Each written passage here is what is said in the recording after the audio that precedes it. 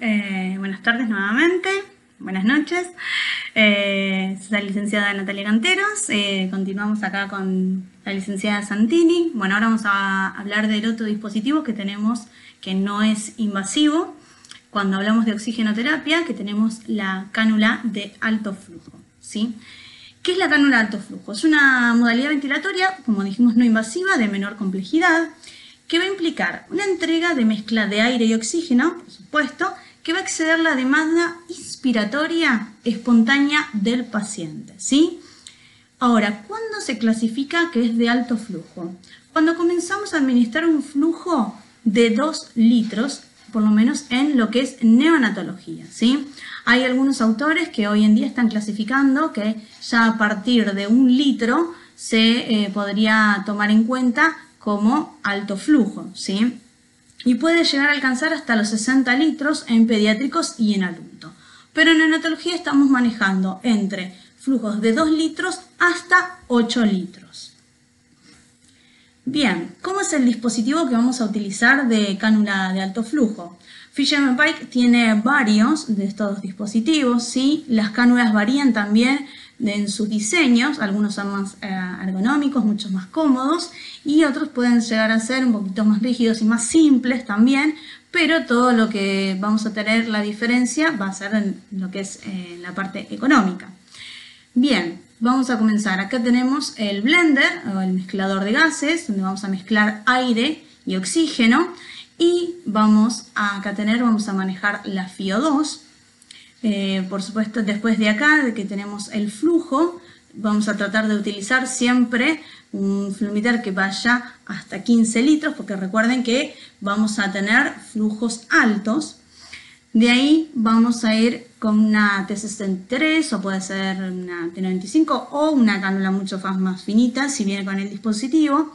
Vamos a ir hasta la válvula de seguridad, que esta válvula de seguridad viene con el circuito de cánula de alto flujo, que es una válvula que libera presión, ¿sí? Esta válvula que libera presión es para evitar justamente que esa presión llegue hacia el paciente y podamos producir daños como un neumotórax, pero cuando ya tenemos presiones demasiado altas, como estamos hablando mayor a 30, que esto por lo general no lo tenemos en estos neonatos. Después tenemos la carcasa, donde vamos a calentar el aire que recibimos, justamente los gases, con agua destilada, donde vamos a calentar y humidificar, ¿sí? Y este calentador que tenemos acá va siempre a darnos la temperatura que tenemos en el circuito, ¿sí? ¿A través de qué? De estos cables que están sensando la temperatura a través de todo este circuito corrugado.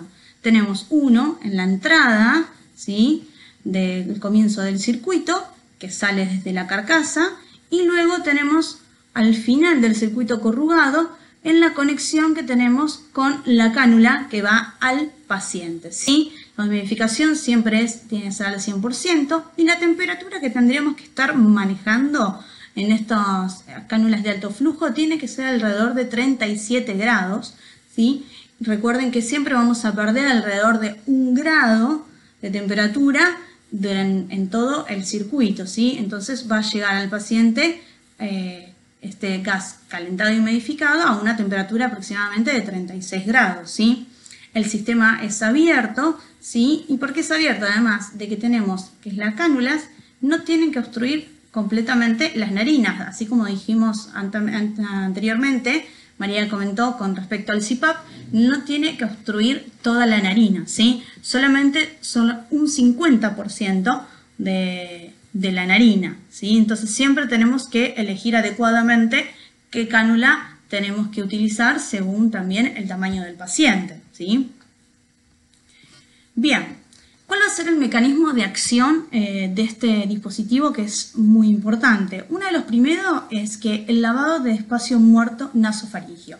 Acá tenemos, como vemos bien, el espacio nasofaringio, y lo que va a hacer, este espacio muerto siempre va a contener justamente aire, ¿sí?, que va a quedar concentrado luego de la expiración, y ahí va a haber mucha concentración de CO2. Entonces, nosotros al administrar, ¿sí?, altos flujos, ¿sí? Los gases en alto flujo, lo que va a permitir justamente es lavar y disminuir todo este espacio de muerte y permitir que llegue mayor cantidad de FiO2 a los alvéolos, ¿sí? Además, después también va a permitir disminuir la resistencia inspiratoria, ¿sí? A través de estos altos flujos, y esto va a permitir que el paciente no se esfuerce demasiado en las respiraciones, ¿sí? Luego va a mejorar la compliance y elasticidad pulmonar. ¿A través de qué? De disminuir justamente este trabajo respiratorio, justamente disminuyendo la resistencia inspiratoria y permitiendo que tengamos un mayor lavado de este espacio muerto, disminuyéndolo y que tengamos menos concentración de CO2. Y además también, ¿de qué otra manera? También porque vamos a tener calentado y humidificado justamente estos gases, lo cual va a mejorar este epitelio respiratorio. Recuerden que este epitelio respiratorio tiene cilias, ¿sí? Que lo que va a hacer al estar humidificado y calentado va a evitar que tengamos concentración de secreciones, que el epitelio se inflame y entonces así pueda tener una mejor mecánica respiratoria el paciente. Ahora, si nosotros estamos entregando gases que estén fríos, ¿sí? Y que no estén humidificados, vamos a hacer que tengamos un aumento de secreciones que sean espesas también, y además de que vamos a activar receptores muscarínicos que ante el frío hace que desencadenen broncoconstricción, y además vamos a aumentar las infecciones, ¿sí? Entonces tenemos que evitar también todo esto. Vamos a reducir también el trabajo metabólico. ¿Y a través de qué? Porque estamos calentando y humidificando justamente estos gases y estamos evitando que el paciente gaste, ¿sí? Energía en realizar este proceso. Entonces, también va a permitir un mayor crecimiento para el paciente. Vamos a tener también otro de los mecanismos de acción que aporta cierto grado de presión de distensión para el reclutamiento alveolar, generando una presión positiva en la vía aérea, ¿sí? El flujo que nosotros estamos administrando va a ser constante, ¿sí? Pero se dice que tiene un efecto, como si fuera el CPAP, porque genera una presión positiva que nunca es exacta, ¿sí? Esta va a ser variable, va a estar entre 4 y 5, pero nosotros no la podemos ver. Entonces la vamos a tener que medir intermitentemente a través con otro dispositivo que es externo, y luego de medirla, ¿sí? Esta va a estar variando siempre entre, como dijimos, 4, 5 o 6 de presión, pero nos sirve justamente para el efecto clínico deseado. Entonces, por eso se dice que también genera presión positiva en la vía aérea. Sí, entonces, hola, ¿qué tal a todos? Habla la licenciada Santini nuevamente. Para que quede bien claro la diferencia entre lo que es CPAP y cánula de alto flujo, si bien el CPAP maneja un flujo constante, pero es un flujo que uno puede variar, ¿sí? Entre 5 a 10 litros, algunos manejan 5 litros, otros 8 litros, pero lo que no varía, ¿sí? Cuando el paciente esté con ese dispositivo, que es el CPAP, es la PEP, que es la presión positiva al final de la expiración. Pero en las cánulas de alto flujo, ¿sí? El flujo siempre es constante, de 8 litros o de 6 litros, ¿sí? Pero la PEP que está recibiendo es diferente, o sea que varía. ¿Por qué? Porque va a depender del tamaño de la cánula, de que el paciente presente la boca abierta, por lo tanto, siempre la PEP es diferente, ¿sí? Pero lo que sí se sabe es que las cánulas de alto flujo da una presión positiva al final de la expiración. Claro, siempre cuanto menor fuga tengamos y cuanto menor sea el tamaño también del paciente, vamos a generar una mayor presión. Bien, como dijimos, tiene un efecto CPAP, ¿sí? Lo cual va a hacer que disminuye la satelectancia y mejora la relación ventilación-perfusión pulmonar. Y en los recién nacidos con déficit también de surfactante va a tratar estas atelectasias, ¿sí? ¿Por qué? Vamos a estar administrando un flujo constante y muy alto, con lo cual va a permitir que estos alvéolos siempre estén abiertos y recluten. También estimula el centro respiratorio en niños prematuros, reduciendo esta apnea de la prematuridad, ¿sí? Pero siempre vamos a tener que estar controlando justamente qué flujos necesita y con qué FiO2 estamos trabajando. Mayor comodidad, por supuesto, además de que el oxígeno está calentado y humidificado, lo toleran mucho mejor. ¿Por qué? Porque estas cánulas son mucho más pequeñas, son más cómodas, no tenemos tubuladoras fijadas a los laterales de la cara como lo tenemos en el CPAP, ¿sí? Los padres se sienten más cómodos al manejar a su hijo, y las enfermeras también. Para el neonato es mucho más cómodo porque una vez que se adapta a este dispositivo, permite que el paciente pueda también alimentarse por succión, si tiene una buena mecánica y tuvo una buena adaptación, todo esto es posible. Entonces es mucho más fácil y permite que el crecimiento también sea mucho mejor y más rápido también. Bueno, ¿en qué momento se van a indicar estas terapias de cánula de alto flujo? Bueno, hay unas ciertas diferenciaciones tanto como para niños como para adultos, pero por lo general se suele indicar cuando hay shock, sepsis, politrauma o un paro cardíaco, anafilaxis o intoxicaciones por dióxido de carbono o cianuro, pero esto por lo general se suele dar más que nada en niños pediátricos. Alguna emergencia médica cuando necesitan justamente bajas u altas concentraciones de oxígeno, por lo general pueden ser altas y un flujo alto y necesitan una saturación entre 94 y 98. Y luego en neonatología principalmente se utilizan cuando hay bronquiolitis, para estos pacientes tienen muy buenos resultados, neumonía, asma, insuficiencia cardíaca, tromboembolismo pulmonar. En los pacientes que son postquirúrgicos, ¿sí?, de una recuperación cardiológica, por lo general luego del destete, cuando lo sacan del sistema de la ventilación mecánica, suelen pasarlo a una cánula de alto flujo y responden muy bien y se adaptan muy bien. También se utilizan cuando tienen pausas de apneas, laringitis, ¿sí?, y cuando quieren intentar evitar una intubación y tratan de utilizar un dispositivo no invasivo, a veces eligen o el CPAP o la cánula de alto flujo, ¿sí? La cánula de alto flujo se suele utilizar siempre con prematuros, por lo general mayores a 30 semanas y que tengan más de 1 kilo. En otros momentos que se indica también la cánula de alto flujo es cuando hay exacerbaciones agudas de patologías respiratorias crónicas. ¿Por qué? Porque en estas patologías respiratorias crónicas solemos tener una alta retención de CO2 y, como dijimos, al disminuir este espacio muerto tenemos menos retención de CO2 con estos altos flujos. Entonces, por eso se utiliza en enfermedades como el EPOC, la displasia broncopulmonar, la fibrosis quística pulmonar o algunas otras alteraciones neuromusculares, en recién nacidos prematuros o a término, y también para todos pacientes aquellos que tienen síndrome de distrés respiratorio con alternativa a la ventilación mecánica. Se trata de evitar la extubación, ¿sí?, y tratamos de utilizar algún dispositivo que no sea invasivo, ¿sí? Bueno, ¿qué vamos a utilizar? ¿Cómo se va a emplear? Vamos a utilizar las cánulas, por lo general nasales, son cortitas, algunas son más rígidas que otras, dependiendo de qué modelos tengamos. Ahora vamos a ver las diferencias.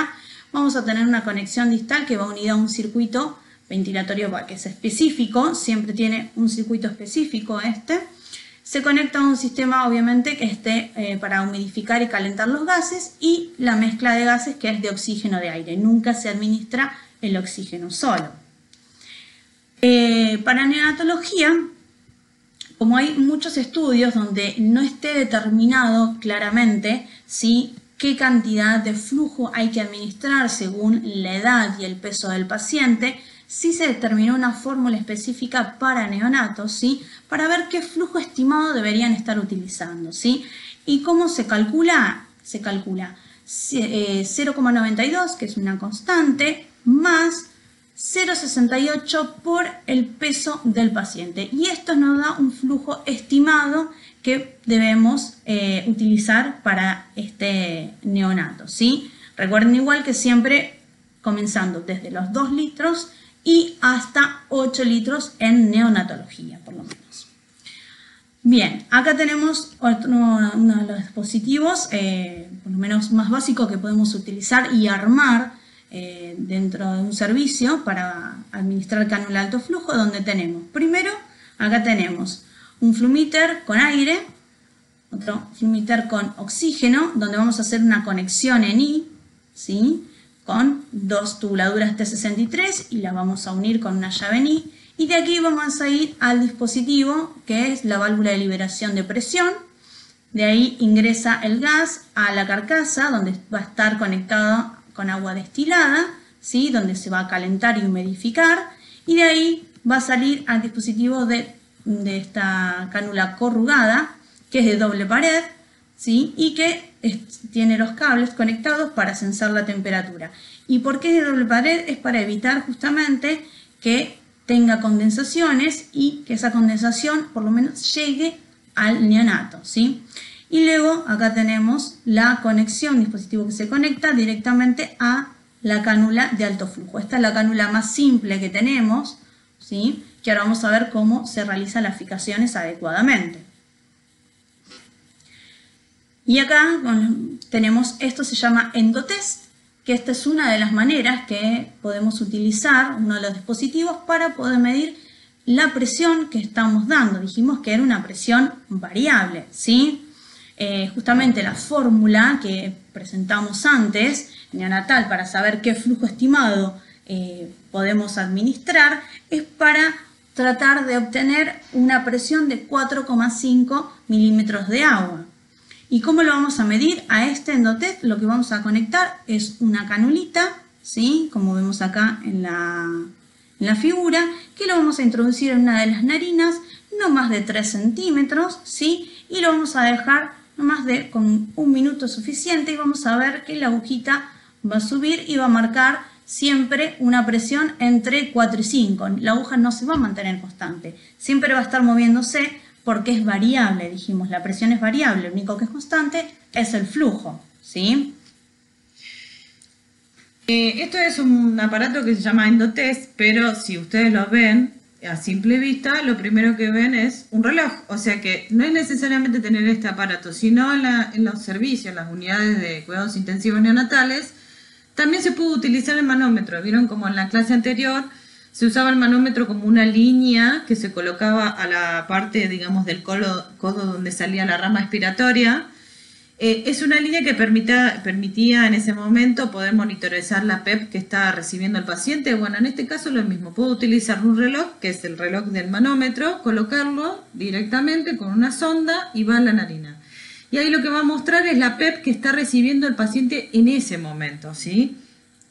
O sea, lo que, como dijimos anteriormente, con el CPAP sabemos cuánto PEP le está recibiendo el paciente a través de la frasco burbuja, ¿sí? Pero con la cánula de alto flujo, si bien sabemos que recibe presión, la presión va a ir variando.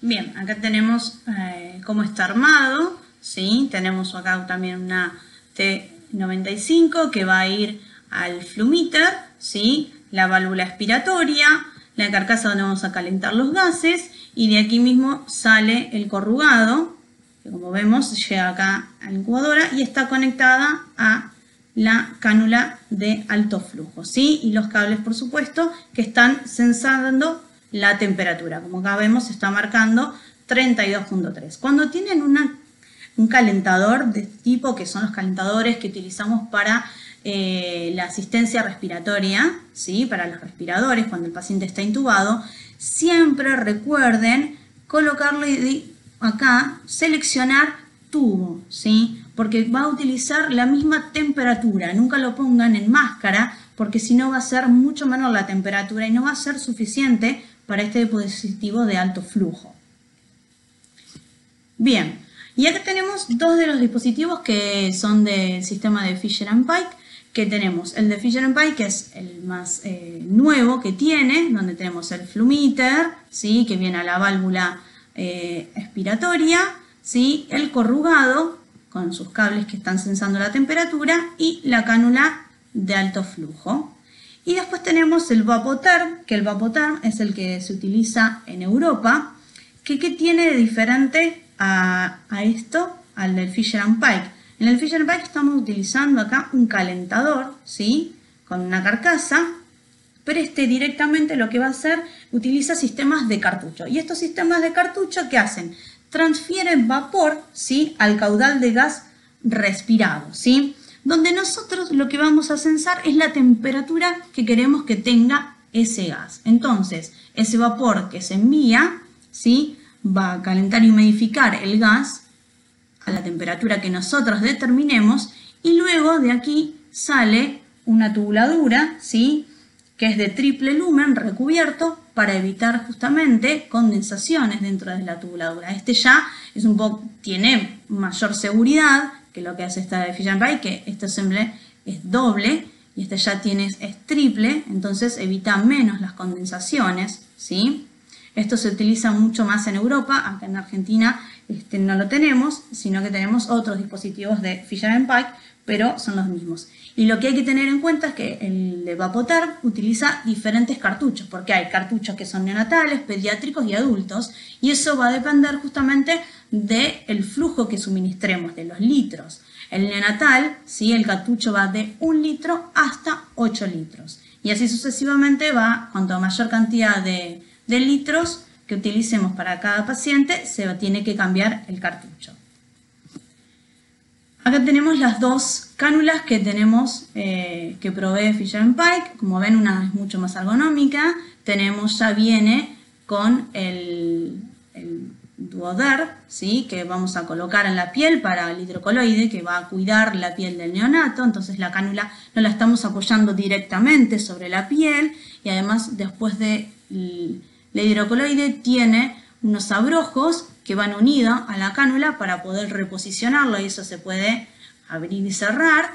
Y tenemos otra que es un poco más simple, donde nosotros mismos vamos a tener que recortar el hidrocoloide y fijarlo también, puede ser con un tegader por arriba del hidrocoloide para que no se mueva, ¿sí? Vamos a ver que tenemos, según el color, tenemos también los diferentes tamaños, ¿sí?, de las cánulas. Por lo que nosotros utilizamos los prematuros o el neonatal. ¿Y por qué? Porque dijimos que utilizamos como máximo 8 litros, ¿sí? Entonces, lo que va a cambiar es el tamaño justamente que va a introducir a la cánula en las narinas. Tanto el rojo como el amarillo, ¿sí? Lo que cambia es el tamaño de la narina, pero lo máximo que administramos sirve para administrar hasta 8 litros por minuto, ¿sí? Después tenemos el infante y el pediátrico, que es para administrar mayor cantidad de flujo. Acá también tenemos que está la cánula que es más simple, como les mostré en la segunda foto, donde también lo vamos a diferenciar por los colores, si es rojo, si es amarillo, violeta, azul o verde, ¿sí? Es dependiendo del color, es los flujos, ¿sí?, que soportan máximo. Bien, y acá les vamos a mostrar un video, ¿sí?, que muestra la correcta colocación y reposición, ¿sí?, de la cánula.